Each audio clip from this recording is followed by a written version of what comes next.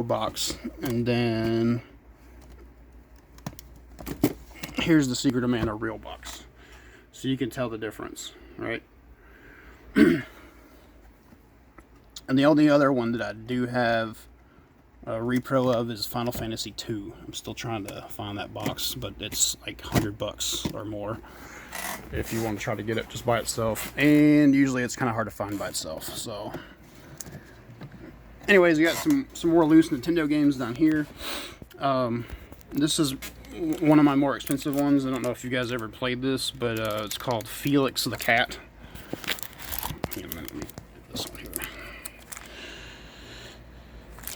Pretty good shape. It's hard to find these without any stickers on them and stuff, but this one, I think I paid like $80 for it, and it's worth over $100, I think, right now, loose like that.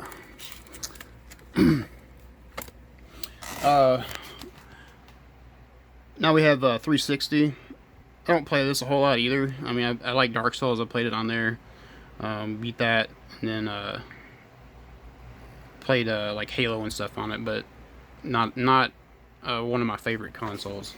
I think probably the reason why I didn't like it as much is because the Red Ring of Death was just a big deal for everybody, and I think a lot of people lost faith in the Xbox at that point. So, I mean, you think about it, you pay $400 for a new system, and then the Red Ring of Death comes up and it breaks. So, yeah. I have a few Sega CD games, but and the Wii U back there. Wii U's down there. These are the Pro Controllers too for those, and the Pro Controllers are really nice for the Wii U if you don't have one. Wii U games back there, and I actually have a couple of sealed Wii U games. Excuse me. If you ever heard Legends of Zelda Twilight Princess, they brought that back out on Wii U, and I have two of them. They're down there somewhere. Let's see. There's one, and I have another one down there, but those are starting to go up in value as well. Moving on, we got our Game Boy Advanced and Game Boy DS, or excuse me, Nintendo DS and Nintendo 3DS. These are these ones here are complete in box, and the ones behind there are just empty boxes because all the games are split between myself and my kids. They have a bunch of them too. So like Metroid Zero, Metroid Fusion.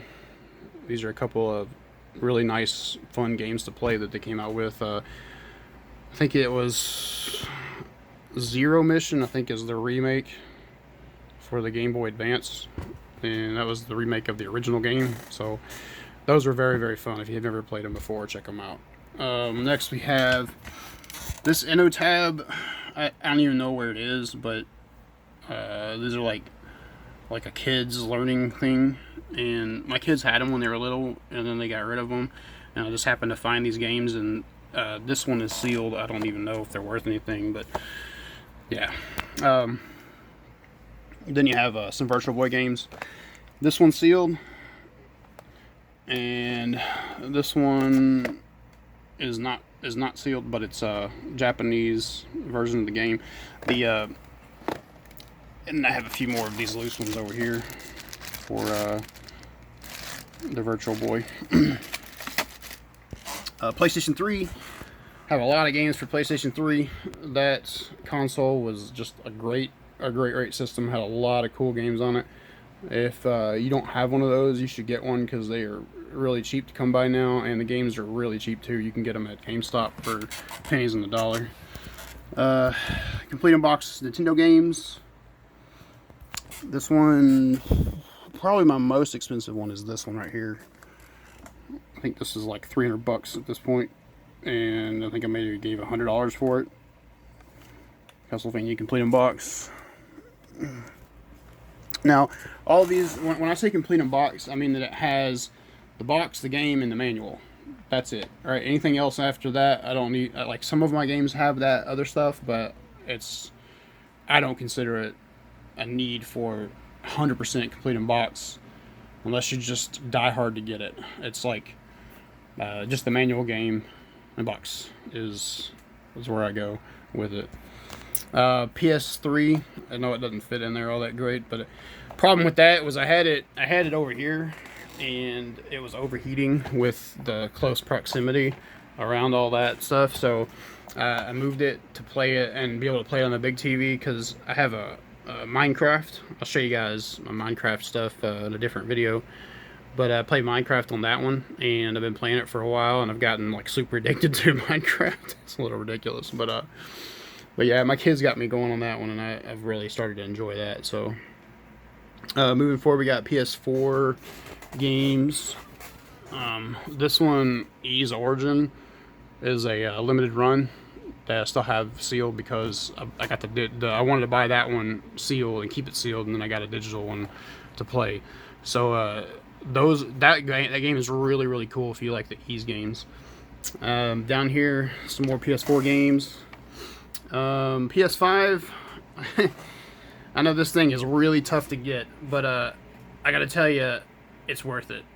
I bought it from a person on Marketplace, so the scalper got me, but you know, I really, really wanted it, so I got it. I think I paid like $900 for it. So if you can get one, get your hands on a PS5, then absolutely do it, because it is very hard to get these days. Let's see, down here we've got PS Vita and PSP, the old one. Oh yeah, so Elden Ring is a game I've been trying to play for weeks, alright, because this is the new Dark Souls kind of game that From Software brought out. But thing is that every 20 minutes or so, it like shuts my console off, right? And I've done everything I can imagine to try to fix it. I mean, I've put a PS4 power cord on this. It doesn't work. I've cleaned it. I've opened it up and cleaned it. I've done the rebuild database. I've done the clear the cache, and nothing works. I cannot get it to stay on longer than 20 minutes.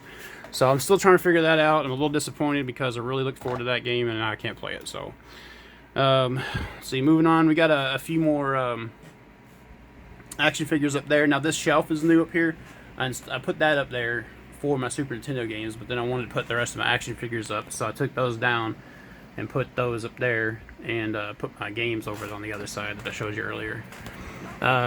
This is my PSVR under here, so it doesn't get dusty. It's hooked up to the PlayStation 5. Now the PlayStation 5 didn't have the right connection for it, and if you have a PS5, you can go online and tell Sony your there's like a code you give them off the back of this. I think it's the serial number and stuff, and then they'll give you the adapter free. They'll mail it to you free. So that's how you get it to work on this. But you have to still use a PS4 controller. It won't work with the PS5. So you have to use and then there's the hands for the VR right there. So here's my leg scooter that I get to drive around with my broke foot, or my foot messed up. Yay, look at that thing, isn't it great? Let's see, over around here we got a few more older consoles, and I've got a ton of VHS tapes, so I have that hooked up to that old TV there. It's here. So here's a Sega Saturn. I don't have many games for this, but still play it every now and then. Like I said, apologize the dust. This place just gets dust everywhere. I usually get it dusted once a month, but it hasn't been dusted this month, so it's, you can tell. One month of dust is just terrible in here. Gamecube games down here. Let me move this out of the way here. Gamecube. I'm really sorry, guys. It's hard to do this with this broke foot. So a few here, and then PS2 console. I have the bigger one that had the hard drive in it, but I got to put it in the box. I don't have it out. PS2 games. I actually added a few more of these since the last video. Bought like 30 games from a guy for $20. You know, like I did with the Xbox. And there's the other GameCube, the silver one. That's the one that I play. Xbox, just the plain Xbox.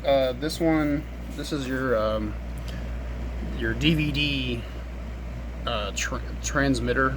Like you have to have this and then that controller in order to play DVDs on there. Talk about your old technology. But that was actually a kind of a new thing when this came out. So yeah. This is the Nintendo NES Junior.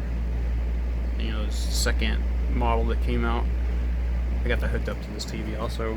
I mean, that TV has got a lot of business. I mean, look at all this stuff hooked to it. It's got like 2 switchers and all this. So, that's that cord I tried to use on the PS5. It didn't work. I haven't put it away yet. Down here we have extra controllers, and these are all empty boxes. And then, of course, the Retron 5. I'm sure you guys have seen this before or heard about it. It plays all kinds of stuff, man. Like, I mean, plays Super Famicom, Genesis, Famicom, Nintendo, Super Nintendo, Gamecube, or not Gamecube, Game Boy Advanced in there, and regular Game Boy. And then it also has a, if you look back here, it has a memory card, right? Now, why the memory card? And this is why the memory card. Remember how I told you about these Famicom games, right? Well, the memory card, you can actually put it in your computer, right? And go online, download language patch, and upload it on your game here, and you can play this Famicom game in English. So you can get this game for $5, and then download a language patch and play it for next to nothing, instead of spending several $100s on the English version. So, but yeah, and then I got that TV right there, so it's a bigger one than I had before. My other one, I think it was 65 inches. This one's 70. And I wanted to get a no, this one's 65. The other one was 55. So, and I wanted to have a newer television so I could have a HDMI 4K resolution on the PS5 with that TV, because the other one I had didn't have that. So, but that's pretty much it for right now, guys. I appreciate you tuning in. Please like, subscribe, and comment if you have anything you want to add. Like I said, I'm gonna start the channel back up and get things going. So thanks again, I appreciate it, and y'all have a good one. Take care.